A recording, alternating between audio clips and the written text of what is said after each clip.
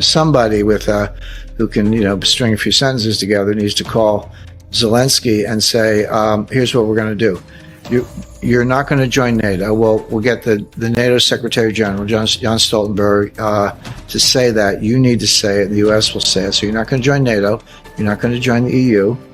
You can be independent in the sense of being autonomous, but you have to be neutral. And there are plenty of models for this. Finland during the Cold War, Austria during the Cold War, potentially Ukraine today.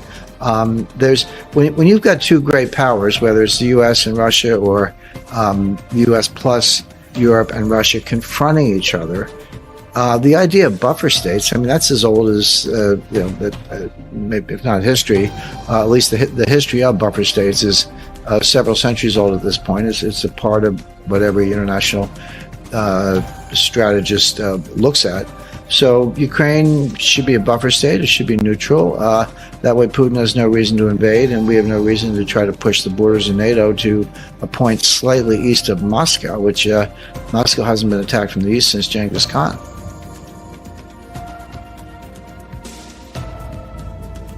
These are the most extreme, serious sanctions, financial sanctions that have ever been imposed. Bear in mind that FDR froze Japanese bank accounts and stopped exports of oil to Japan in August 1941, 4 months before Pearl Harbor. So, and the Pearl Harbor attack had been in the planning earlier than that, but it was kind of going down that road. So wouldn't be the first instance of financial sanctions having kinetic consequences. So here we are slamming Russia with all these sanctions. Probably the Russian economy will contract 20 to 25% over the next 6 months. I think that's a realistic forecast. It will hurt. But what no one in the White House seems to have thought about is the blowback. And that's the first thing you're supposed to think about the second move before you make the first move.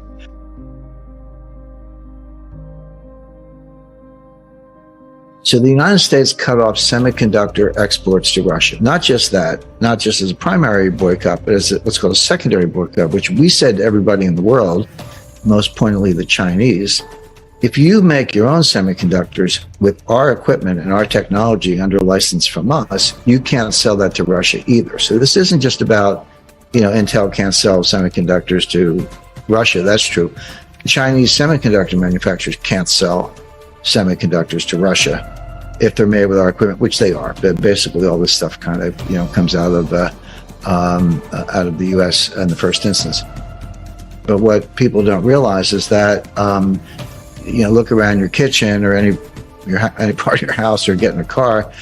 A car is basically a computer on wheels. It has 1,400 semiconductors. It's all semiconductors. 1,400 semiconductors in a typical car.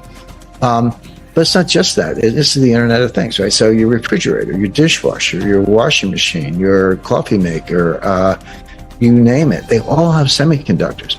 This processed neon gas that powers the lasers that makes the semiconductors, 70% of it comes from a single plant in Odessa, in Ukraine.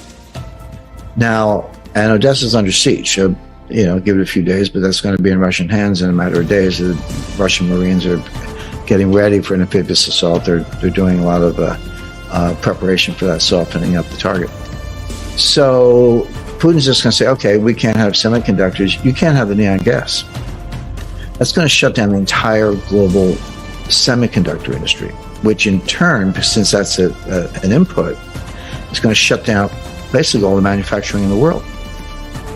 Plus, they've obviously allowed the energy payments to continue. But you can buy Russian oil, and they have to, because Europe has put itself in a position where they're going to freeze in the dark if they don't have, I said oil, yes, but also primarily natural gas. But if they don't have those Russian energy resources, they're going to shut down their industry, and they're going to have blackouts, and people are going to, as they say, freeze in the dark. So they've got to get it. They got to pay dollars for it. The central bank's going to get the dollars. Now, what's extraordinary about these sanctions is for the first time, at least since the Cold War, but maybe ever, they've frozen the assets of a central bank, which are over $600 billion. They have relatively few treasury securities in portfolio, but they could be involved in using dollars in foreign exchange swaps. These sanctions will not work to stop the war or slow the war or change the outcome of the war. Now, they absolutely punish the Russian economy. Yep.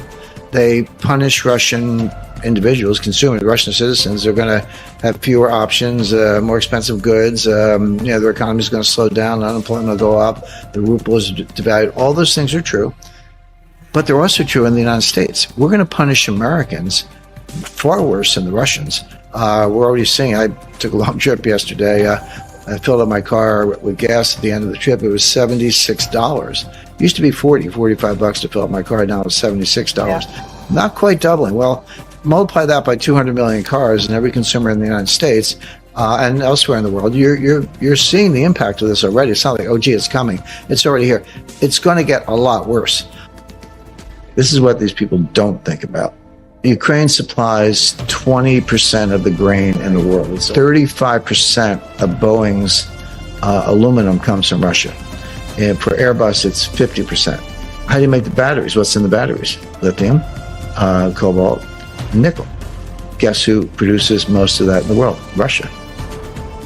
People are familiar with the supply chain at the retail end. Like you go to the store and the shelves are bare. Oh, where's the hot sauce or the peanut butter, But they're not as familiar with the supply chain on the input end, at the other end, where the stuff goes in, the source materials. And a lot of that, and in many cases, 80, 90, up to 100% of the global supply comes from Russia. And so what we're going to do is we're going to cut off the oxygen supply of the global supply chain. Now, how do you feel? So this is the point, which is, and we can come back to the dollar as the medium of exchange, but I say that the supply chain is not a big part of the economy.